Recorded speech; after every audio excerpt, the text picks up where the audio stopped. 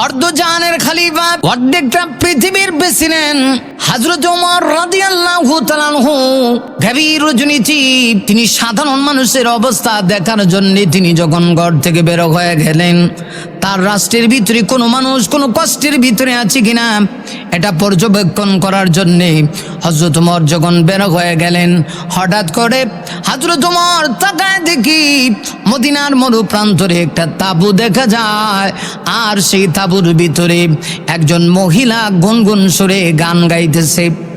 মহিলা গুনগুন সুরে গান গায়, ও আমার প্রাণের বধূয়া, এই গানের বাংলা অর্থটা বলছি। ও আমার প্রাণের বধূয়া, আমার যৌবন টলমল করে তুমি এসে দেখে গেলা না, কতদিন হয়ে গেল আমি তোমায় দেখতে পারি না। হযরত ওমর রাগান্বিত হয়ে গেলেন। আরে হযরত ওমর চিন্তা করি, এই রাষ্ট্রের প্রেসিডেন্ট আমি, রাষ্ট্র চলে আল্লাহর কোরআন দিয়া, আর এই রাষ্ট্রের রচয়িতা হলেন বিশ্বনবী, রাষ্ট্র পরিচালনা হয় মদিনার মসজিদে নববী থেকে, অথচ এই রাষ্ট্রের ভিতরে একজন মহিলা মেলি কণ্ঠে গুনগুন সুরে তাঁবুর ভিতরে গান গায়, এত বড় দুঃসাহস কোথা থেকে আসলো? ওমর চিন্তা করলেন, যেভাবেই হোক তাকে শাস্তির আওতায় আনতে হবে, তাকে শাস্তি দিতে হবে, বিচার করা লাগবে। হযরত ওমর গভীর রজনীতে তাঁবুর ভিতরে হযরত ওমর তাঁবু ফেরে ঢুকে গেলেন। আরে মুমিন, হযরত ওমর রাদিয়াল্লাহু আনহু তাঁবু ফাইরা ওই তাঁবুর ভিতরে প্রবেশ করলেন। প্রবেশ করে গিয়ে দেখেন একটা নববধূ, সুন্দরী সুদর্শিনী একটা মেয়ে নববধূর মধ্যে সেজে সেজে বসে বসে গান গায়। হযরত ওমর রাগান্বিত হয়ে বলে, এই মদিনায় এত বড় দুঃসাহস তোমাকে কে দিল? কার জন্য তুমি গান গাচ্ছ? তোমার পাশে কে? ছেলেটা কোথায়? আমাকে একটু দেখায় দাও। কেন তুমি এমন ভাবে গান গাও? মেয়েটা হযরত ওমর রাদিয়াল্লাহু আনহুকে তো চিনে না, হযরত ওমরও পরিচয় দিলেন না। মেয়েটা হযরত ওমরকে দেখি বড় আশ্চর্য হয়ে গেল। মেয়েটা ডাক দেয়া কয়, যুবক রে, গভীর রজনীতে তুমি আমার ঘরের ভিতরে ঢুকেছো, তাঁবুর ভিতরে ঢুকেছো, ভালো কথা, তাঁবুর ভিতরে ঢুকে গভীর রজনীতে আবার আমাকে সোর্স করছো, আমাকে জিজ্ঞাসা করছো আমি না হয় একটা অপরাধ করেছি, গান গেয়েছি। আর তো তুমি এক দুইটা অপরাধ নয়, আল্লাহর কোরআনের আয়াত দিয়ে আমি বোঝায় দিব তুমি চারটা অপরাধ করেছো। আরে ওই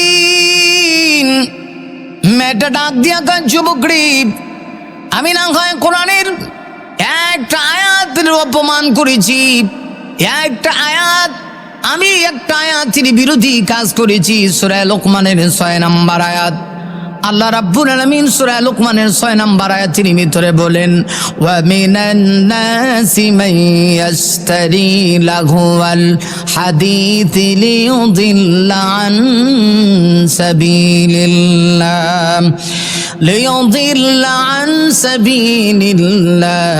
বিগাইরি ইলমিন ওয়া يتخذها هزوا أولئك لهم عذاب مهين।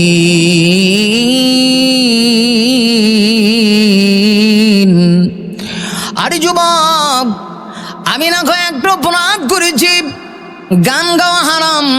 আল্লাহ রাব্বুল আলামিন সূরা লোকমানের 6 নম্বর আয়াতের ভিতরে আমার আল্লাহ জানিয়ে দিয়েছেন, ওয়া মিনান নাস, মানুষের ভিতর থেকে এক শ্রেণীর মানুষ আছে, মাইয়াস্তানি লাহওয়াল হাদিস লিয়ুদিল্লা আন সাবিলিল্লাহ, যারা মানুষকে আল্লাহর রাস্তা থেকে গোমরাহ করে দেওয়ার উদ্দেশ্যে গান সংগ্রহ করে, অনর্থক কথাবার্তা সংগ্রহ করে, এটার উদ্দেশ্য একমাত্র মানুষকে আল্লাহর রাস্তা থেকে গাফিল করে দেওয়া। আমি না হয় কোরআনের আয়াতের উল্টা করেছি, একটা অপরাধ করেছি, আমি গান গাচ্ছিলাম, এটা আমার একটা অপরাধ। কারণ গান গাওয়া হারাম, গান শোনা হারাম, যে কোনো ধরনের গান হারাম, এমনকি বাউলা গান হারাম, মারিফতি গানও হারাম, এমনকি প্রেম প্রীতির গানও হারাম, ভালোবাসার গানও হারাম, সার্কাসে গিয়েও গান গাওয়া হারাম, সর্ব জায়গায় সর্বক্ষেত্রে গান হলো হারাম। আল্লাহ রাব্বুল আলামিন কিয়ামত পর্যন্ত সূরা লোকমানের 6 নম্বর আয়াতের মাধ্যমে পৃথিবীর মুমিনরে আমার আল্লাহ গানকে হারাম করে দিয়েছে। মেয়েটা ডাক দিয়ে বলে, যুবক, আরে যুবক, আমি না হয় একটু অপরাধ করেছি, আর তুমি তো 4টা অপরাধ করেছো। হযরত বড় আশ্চর্য হয়ে গেলেন, বলে কি? ওমর পরিচয় দিলেন না। এবার মেয়েটা ডাক দিয়ে বলে, আপনি যে 4টা অপরাধ করেছেন, এই 4টা অপরাধের কথা যদি মুসলিম জাহানের খলিফা, অর্ধেকটা পৃথিবীর শাসনকর্তা ওমরের কাছে যদি 4টা অপরাধের কথা আমি বলি, হযরত ওমর আপনার দেহ থেকে মাথা আলাদা করে দিবে। ওমর কত গরম তো ভালো করে জানেন। মেয়েটা ডাক দিয়ে বলি, ওমর এত গরম যে ওমরকে দেখলে পরে শয়তান পর্যন্ত রাস্তা ছেড়ে দেয়। হযরত ওমরের দাম এত বেশি ছিল, আমার নবী বলেছেন, ওমর রে, তোমাকে আল্লাহ এত মর্যাদা দিয়েছে, শয়তান তোমাকে দেখলে রাস্তা ছেড়ে দেয়। আরে মুমিন, আমার নবী রাহমাতুল লিল আলামিন একদিন মসজিদে নববী থেকে বের হয়ে আমার নবী ছুটে চলছিলেন। হঠাৎ করে রহমতিন নবী তার চোখ দিয়া, কারণ নবীজির চোখ এটা সাধারণ চোখ না রে, এই চোখ হলো নবুয়তের চোখ। এই চোখ দিয়া আমার নবী যা দেখতেন গো, পৃথিবীর কোনো মানুষ সেটা দেখা সম্ভব তো দূরের কথা, কল্পনা করাও সম্ভব না। আমার নবী নবুয়তের চোখ দিয়ে অনেক কিছু দেখতেন। এই দেখাটা এটা আমার নবীর ক্ষমতা না, মুমিন রে, ক্ষমতা আমার আল্লাহর। আমার আল্লাহ নবীদেরকে যতটুকু দেখাতেন, নবীরা ততটুকুন দেখতেন। আল্লাহ নবী, বিশ্ব নবীকে আমার আল্লাহ এত পাওয়ার দিয়েছে, নবীজি তার নবুয়তের চোখ দিয়া শয়তান আসতেছে সেটা আমার নবীজি দেখতেছেন। হঠাৎ করে আমার নবী তাকায় দেখি শয়তান আসতেছে, নবীজি মুস্কি মুস্কি হাসে। আমার নবী মুস্কি মুস্কি হাসতেছেন আর ভাবতেছেন শয়তানের সঙ্গে আজকে একটু কথা হবে। কিন্তু একটু পরে আমার নবী তাকায় দেখেন গো, শয়তান আর নাই, শয়তান শুধু দৌড়ায়, লেজ গুটিয়ে পালাচ্ছে। নবীজি ভাবলেন শয়তান আমার দিকে আসে, আবার দৌড়ায় কেন? এমনিতেই আমার নবীজি আবার একটু পিছনের দিক দিয়ে তাকাইলেন, তাকায় দেখে হযরত ওমর আসতেছে। নবীজি তখন মুস্কি হাসি দেখো, ওমর রে, আরে ওমর, তোমার সম্মান, তোমার মর্যাদা এত বেশি, ওমর রে, তোমাকে দেখে শয়তান পর্যন্ত রাস্তা ছেড়ে পালায়। ওমরের এত সম্মান হইল কেমনে? এটা ওমরের ব্যক্তিগত ক্রেডিট না, ওমরের মর্যাদা, সম্মান। আল্লাহর কোরআন ওমরকে এত সম্মানিত করেছে। ওমর ছিল একজন জিরো। আরে ওই আল্লাহর কোরআন ওমরকে জিরো থেকে হিরো বানায় দিয়েছে। এটাই হলো কোরআনের পাওয়ার। কোরআন একজন মানুষকে অন্ধকারচ্ছন্ন পথ থেকে আলোর পথে নিয়ে আসে। মুমিন রে, আর কথা না, আল্লাহ রাব্বুল আলামিন পবিত্র কোরআনে বলেন, কিতাবুন আনজালনাহু ইলাইকা লিতুখরিজান নাসা মিনাজ যুলুমাতি ইলান নূর।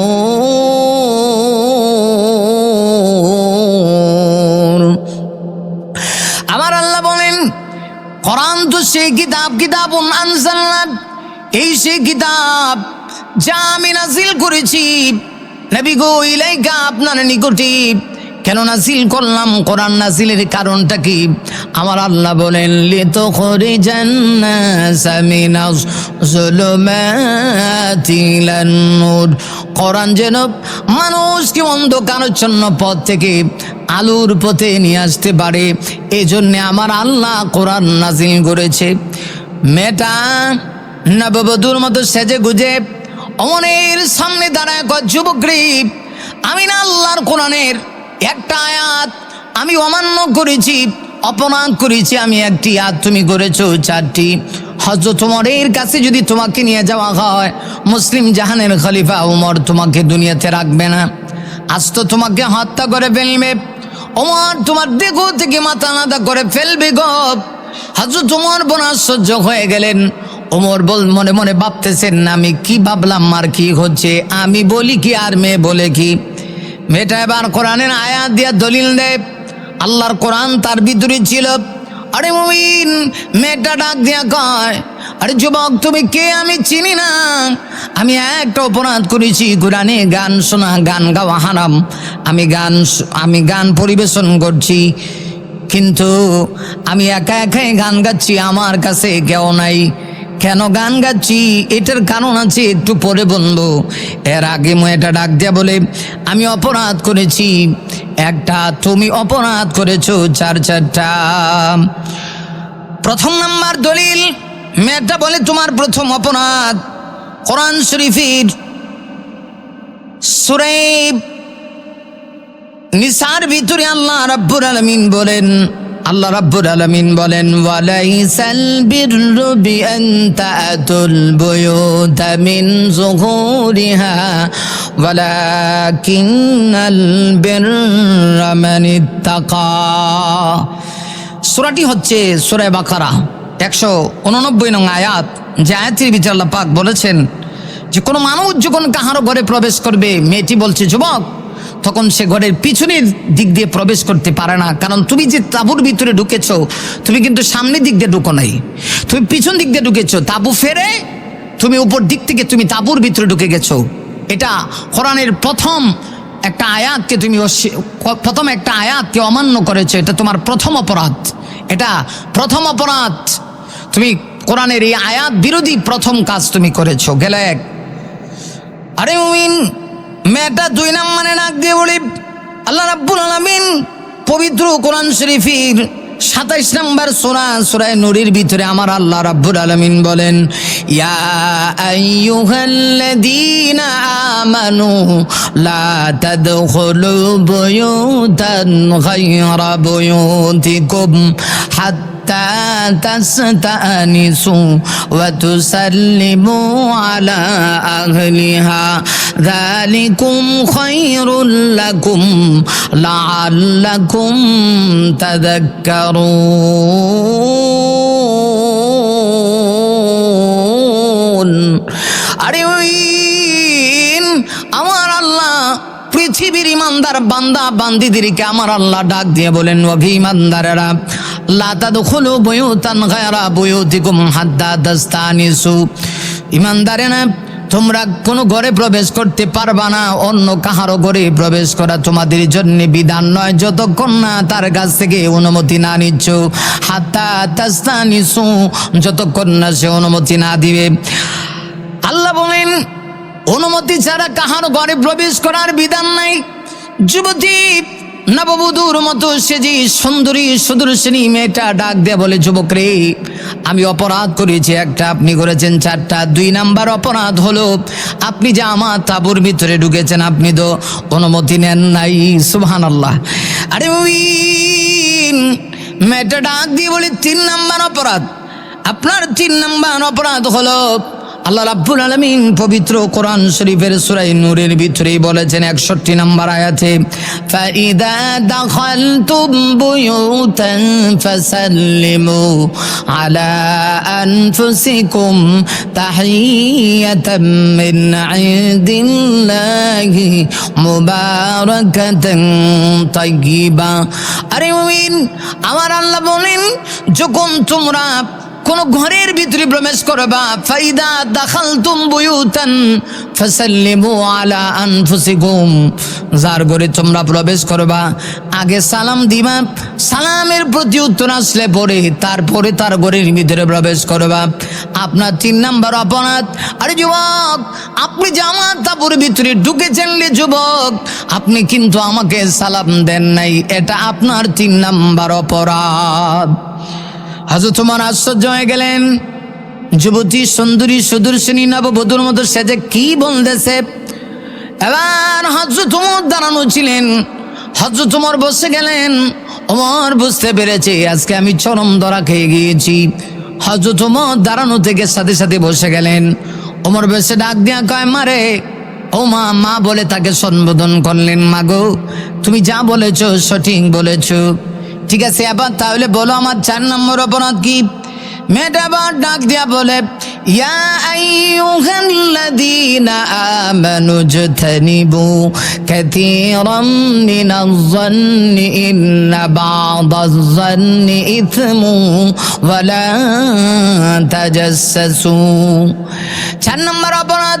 আর যুবক, আমার আল্লাহ কোরআনের ভিতরে বলেছেন, ইয়া আইয়ুহাল্লাযীনা আমানু, হে ঈমানদারেরা, হে বিশ্বাসী বান্দারা, ইজতানিবু কাসীরাম মিনাজ-যান, তোমরা অধিক পরিমাণে ধারণা থেকে ইজতানিবু পরহেজ করো, কাসীরাম মিনাজ-যান। আরে মুমিন, আমার আল্লাহ বলেছে, অবিশ্বাসীরা, ওহে ঈমানদারেরা, তোমরা অধিক পরিমাণে ধারণা থেকে বিরত থাকো। কেননা আল্লাহ পাক বলেন, ইন্না বা'দাজ-যান্নি ইসমুন, কিছু ধারণা এমন আছে এগুলা গুনাহ। সবাইকে ধারণা খারাপ করলে হবে না। কেউ রাস্তা দিয়ে একটা মেয়েকে নিয়ে যাচ্ছি, এই মেয়েটা হয়তো বা ওই ছেলের ওই লোকটার মেয়েও হতে পারে, না হয়ে তার বোন হতে পারে, কিন্তু আপনি খারাপ ধারণা করে তারে নিয়ে খারাপ কামনা বাসনা করতে শুরু করলেন, খারাপ চিন্তা ভাবনা শুরু করে দিলেন, এটা সম্পূর্ণ হারাম। মেয়েটা ডাক দিয়ে বলে, এই হলো আপনার 4টা অপরাধ। আর আমার অপরাধ হলো একটা, আমি গান গাইতেছিলাম, শুধু গান গাইতেছিলাম। কেন গান গাচ্ছিলাম? অপরাধ আমার একটা, হ্যাঁ মানে আমি গান গাইতেছিলাম। মেয়েটা ডাক দিয়ে বলে, যুবক, আরে যুবক, আমি কেন গান গাইতেছিলাম জানো নি? এই মদিনার খলিফা, মদিনার প্রেসিডেন্ট হযরত ওমর রাদিয়াল্লাহু তাআলা আনহু, আমার একটা মদিনার একজন সাহাবীর সঙ্গে আমার বিবাহ ঠিক হয়েছিল। সাহাবীর নাম ছিল আব্দুল্লাহ বিন সাদ রাদিয়াল্লাহু আনহু।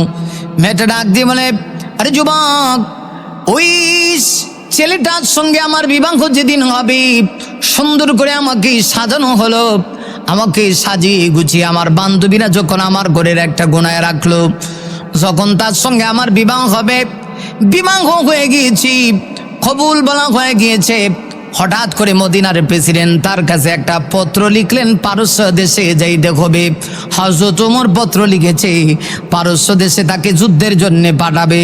পারস্য দেশে ওই রোম সম্রাটের বাহিনীর সঙ্গে মোকাবেলা করার জন্য তাকে নেতৃত্ব দিতে হবে, সেনাপতি বানায়া তাকে পাঠানো হবে। যেই মুহূর্তে পত্র আসলো, আমি বড় আশা নিয়ে সুন্দর করে সেজে গুজে বসেছিলাম। আমার স্বামীর সঙ্গে আমার সাক্ষাৎ হবে। আমি শুনেছি আমার স্বামী বড় সুদর্শন ছিল, বড় সুন্দর। আমার স্বামীর চেহারাটা আমি দেখব, চেহারা দেখে আমি প্রাণ জোড়াবো। কিন্তু আমার স্বামী পত্র পাওয়ার সাথে সাথেই আমার স্বামীর সাথে সাথে তিনি প্রস্তুত হয়ে গেলেন। হযরত ওমরের অর্ডার অনুযায়ী পারস্য দেশে গিয়ে তিনি যুদ্ধের সেনাপতির দায়িত্ব পালন করবে। আমার পরিবারের লোকেরা অনেক বুঝিয়েছি, অনেক বুঝাইছি, ওমর তো আর আল্লাহ না, ওমরের কথা তো কোরআনের আয়াত না যে সব কথা মানতে হবে। একটা কাজ করো না, বিবাহ যেহেতু নতুন হয়েছে, আজকে ফুল সজ্জার রাত, স্ত্রীর সঙ্গে অন্তত পক্ষে একটা রাত থাকো। তোমার স্ত্রী বড় আশা নিয়ে তোমার জন্য অপেক্ষা করতেছি। যুবক, এই কথা বলার পরেও আমার স্বামী সাদ বিন আব্দুল্লাহ বিন সাদ, আমার স্বামী আর অপেক্ষা করলো না। স্বামী বলে, না, এই দুনিয়ায় যদিও আমার হায়াত না থাকে, আমার স্ত্রীর সঙ্গে দেখা যদিও নাও হয়, সেনাপতি হিসেবে যাব, গাজী হয়ে আসলে দেখা হবে, আর না হয় ময়দানে মাহশরে আল্লাহর সামনে গিয়া দেখা হবে। আরে ওই এবার যুবতী মেয়েটা ডাক দিয়ে বলে, ওমর রে, যুবতী মেয়েটা তো ওমরকে চিনল না, ডাক দিয়ে বলে, যুবক রে, আরে যুবক, আমার তো স্বামীর জন্য অপেক্ষায় ছিলাম, আমার স্বামীর সাথে দেখা হইল না। শুনেছি স্বামী আমার কাছ থেকে বিদায় নিয়ে গিয়েছে। বিদায় দেওয়ার যদিও আমার ইচ্ছা ছিল না, বাধ্য হয়েছি, স্বামী বিদায় নিয়ে চলে গেছে। আফসোস নাই, 4 মাসের জন্য তাকে সেনাপতি বানায় পাঠানো হয়েছে। 4 মাস পরে আমার স্বামী আসবি, আমি আবার সেজে গুজে অপেক্ষা করছিলাম। হঠাৎ করে একটা পত্র আসলো, আমার স্বামীকে নাকি আবার 4 মাসের জন্য অন্য একটা যুদ্ধের সেনাপতির দায়িত্ব দেওয়া হয়েছে।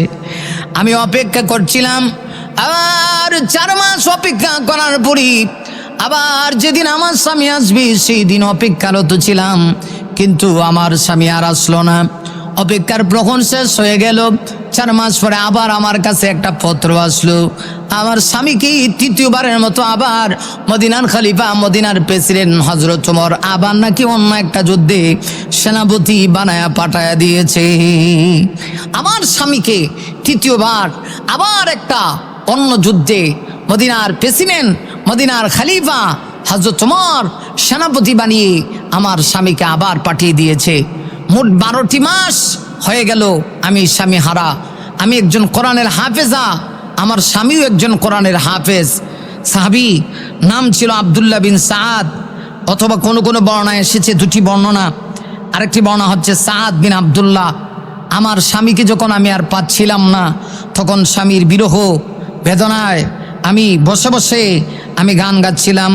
ও আমার প্রাণের বধূয়া, আমার যৌবন টলমল করে তুমি এসে দেখে গেলে না। কতদিন হয়ে গেল আমি তোমায় দেখতে পারি না। যদি আমার ভুল হয়ে থাকে বিচার হবে হযরত ওমরের আদালতে, কিন্তু আপনি যে অপরাধ করেছেন এর কি বিচার হবে? হযরত ওমর নিশ্চুপ হয়ে গেলেন। হযরত ওমর তখন ভাবতে শুরু করলেন, আহারে আমি তো অপরাধী হয়ে গেলাম, আমি কি ভেবেছিলাম আর কি হয়েছে। চিন্তা করে দেখেন, ওমর তো যদিও তিনি শক্ত, যদিও তার মনটা অনেক শক্ত, কিন্তু সব জায়গায় তো তিনি শক্ত ছিলেন না। নবীজি হাদিসে বলেছেন, ওয়াসাদ্দুহুম ফি আমরিল্লাহ ওমর, উম্মতের মধ্যে সবচেয়ে কঠোর শক্ত সাহাবী ছিলেন হযরত ওমর, কিন্তু সব জায়গায় তো তিনি শক্ত ছিলেন না। সম্মানিত সুধী, ওমরের মনটা নরম হয়ে গিয়েছে। ওমরও তো মানুষ, ওমরও মানুষ। একটা কথা মনে রাখবেন, আমরা অনেক সময় ভাবি যে হযরত ওমর মনে হয় এত কঠোর ছিলেন, তার কোনো দয়ামায়া ছিল না, এমন নয়। ওমরের কঠোরতা সবার সঙ্গে নয়। ওমর এত কঠোর, কিন্তু আবার তিনি কখনো নরমও হয়ে যেতেন। অসংখ্য ঘটনা উদাহরণ আছে, দিলে দিতে পারবো। হযরত ওমর নরমও ছিলেন, গরমের জায়গায় গরম ছিলেন, মাঝে মধ্যে নরম, মাঝে মধ্যে গরম। ইসলামের জন্য কিছু নরমের যেমন প্রয়োজন, গরমেরও প্রয়োজন। যার নাম মনে হলে ভরে যাইব, খোলাফায়ে রাশিদার ওমরে ফারুক। মাবুদের পতি ছিল নিবেদিত প্রাণ, নিজেই বহন করে দুঃখীদের ত্রাণ। মাবুদের পতি ছিল নিবেদিত প্রাণ, নিজেই বহন করে দুঃখীদের ত্রাণ। তে করি দুনিয়ার আলিশান সুখ, ওমরে ফারুক, ওমরে ফারুক, ওমরে ফারুক, ওমরে ফারুক। যার নাম মনে হলে ভরে যাইব, খোলাফায়ে রাশিদার ওমরে ফারুক। মাবুদের পথে ছিল নিবেদিত প্রাণ, নিজেই বহন করে দুঃখীদের ত্রাণ। মাবুদের পথে ছিল নিবেদিত প্রাণ, নিজেই বহন করে দুঃখীদের ত্রাণ। তে করি দুনিয়ার আলিশান সুখ, ওমরে ফারুক, ওমরে ফারুক, ওমরে ফারুক, ওমরে ফারুক। ইনসাফ কায়েমে যিনি মূর্ত প্রতীক, শান্তির সুবাতাস বহি চারিদিক। ইনসাফ কায়েমে যিনি মূর্ত প্রতীক, শান্তির সুবাতাস বহি চারিদিক। বাগাবাগি করে নিত সুখ আর দুঃখ, বাগাবাগি করে নিত সুখ আর দুঃখ। ওমরে ফারুক, ওমরে ফারুক। যার নাম মনে হলে ভরে যাইব, খোলাফায়ে রাশিদার ওমরে ফারুক। মাবুদের পথে ছিল নিবেদিত প্রাণ, নিজেই বহন করে দুঃখীদের ত্রাণ। তে করি দুনিয়ার আলিশান সুখ, ওমরে ফারুক, ওমরে ফারুক। হযরত ওমর ছিলেন, সম্মানিত সুধী, বাতিলের জন্য তিনি বড় কঠোর ছিলেন, সবার জন্য কঠোর না। কারণ সাহাবীদের অভ্যাস কি, সাহাবীদের কোয়ালিটি কি আল্লাহ পাক জাস্টিফাই করেছেন। কোরআন শরীফে বলেছেন, রোহামা উ বাইনাহুম, তারা পরস্পর একে অপরকে ভালোবাসতেন, মহব্বত করতেন, পরস্পরের প্রতি তাদের খুব বেশি দয়া মায়া ছিল। নারী মুমিন না, হযরত ওমর এমন ছিলেন না। ওমর কঠোরতার জায়গায় কঠোর, আবার নরমের জায়গায় ছিলেন হযরত ওমর নরম, গরমের জায়গায় গরম। এইটাই ছিল হযরত ওমর। কারণ ইসলামের জন্য যেমন গরমের দরকার রে, নরমেরও দরকার। নরম সাহাবী আবু বকর, ওমর গরম। এইভাবেই নরম গরমের খেলা অতীতেও ছিল, আজও আছে, কিয়ামত পর্যন্ত থাকবে। মেয়েটি যখন আল্লাহর কোরআন দিয়া যখন ওমরকে 4টা অপরাধ ধরিয়ে দিয়েছে, হযরত ওমর একদম দুর্বল হয়ে গেলেন। মুমিন রে, হযরত ওমর তখন ডাক দেয়া কয়, আরে যুবতী মেয়ে, তাইলে আমি অপরাধী, বাস্তবে অপরাধী, তুমি আমাকে ক্ষমা করে দাও, মাফ করে দাও। অন্যায় করেছি, অপরাধ করেছি, আমি বুঝতে পারিনি। হযরত ওমর আর পরিচয় দিলেন না। ওমর বললেন, ঠিক আছে, আগামীকালকে ওমরের দরবারে যাবা, খলিফার দরবারে। সেখানে গেলে তুমি আমার সঙ্গে দেখা হয়ে যাবে। মেয়েটা, যুবতী মেয়েটা পরের দিন যখন গেল, গিয়া দেখি রাতের বেলা যিনি তার ঘরে তার তাঁবুর ভিতরে ঢুকেছিল তিনি আর কেউ না, তিনি হল হযরত ওমর। মেয়েটা বড় আশ্চর্য হয়ে গেছে, ভয়ে তত্তর করে কাঁপতেছে। হযরত ওমর ডাক দেয়া কয়, না, ভয়ে তরতর করে কাঁপার কিচ্ছু নাই, ভয় পাওয়ার কিচ্ছু নাই। আর তুমি সঠিক কথা বলেছ, আমি রাতের বেলা বুঝতে পারি নাই। আমি ভেবেছিলাম আমার রাজ্যের ভিতরে মনে হয় কোনো মেয়ে কোনো পুরুষের সাথে অবৈধ কোনো কাজে লিপ্ত, তাই আমি রাতের বেলা তাঁবুর ভিতরে ঢুকেছি, আমি অপরাধ করেছি, আমাকে আসামি বানায়ও না। আরে মুমিন, একজন খলিফা হয়ে কত নরম হয়ে গেলেন। হযরত ওমর ডাক দিয়া বলেন, আমি অপরাধ করেছি, অন্যায় করে ফেলেছি, আর ভুল হয়ে গিয়েছে, তুমি আমাকে ক্ষমা করে দাও। হযরত ওমর খলিফা হয়ে ক্ষমা চাইলেন। আর হযরত ওমর রাদিয়াল্লাহু তাআলা রাষ্ট্রীয়ভাবে খবর পাঠাইলেন পত্র দিয়া। এবার তার স্বামীকে নিয়ে আসলেন। নিয়ে আসার পরে হযরত ওমর জানায় দিলেন, যতদিন পর্যন্ত তোমার স্ত্রী খুশি না হয়ে তোমাকে আর ঘর থেকে বের হতে দিবে, ততদিন পর্যন্ত তুমি কোথাও যাবে না। শরঈ বিধানগুলি পালন করবে, স্ত্রীর অধিকার আছে। হযরত ওমর তখন আম্মাজান হযরতে হাফসা রাদিয়াল্লাহু আনহাকে জিজ্ঞাসা করলেন, হে হাফসা, তুমি তো আমার মেয়ে, বলো, একজন মানুষ, একজন নারী তার স্বামী ছাড়া কতদিন চলতে পারে? হাফসা রাদিয়াল্লাহু আনহা বলেন, 4 মাস। হযরত ওমর তারপরে এই আইন পাস করে দিলেন, এই বিল পাস করে দিলেন, 4 মাস পর্যন্ত একজন সাহাবী অথবা সেনাপতি অথবা যোদ্ধা সৈনিক যুদ্ধে গিয়ে 4 মাস থাকতে পারবে। এরপরে বেঁচে থাকলে 4 মাস পরে বাড়িতে আসতে হবে। কারণ স্ত্রীর অধিকার আছে, স্বামী তার স্ত্রীর অধিকার দিবে। এটা কোরআনের কথা, আল্লাহর কোরআনের কথা।